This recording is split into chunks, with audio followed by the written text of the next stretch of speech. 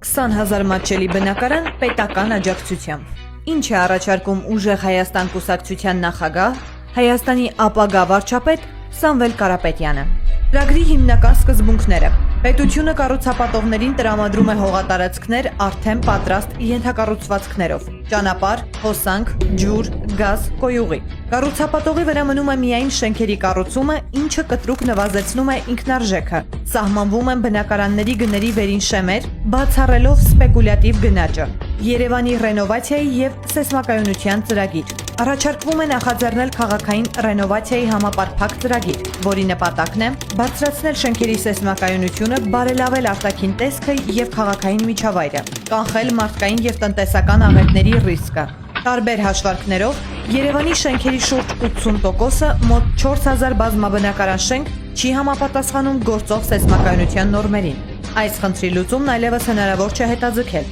Յուրաքանչյուր ուշացում մեծացնում է մարդկային և տնտեսական կորուստների հավանականությունը։ Հայաստանի հաջորդ վարչապետ Սամվել Կարապետյանը կկառուցի ուժեղ Հայաստան։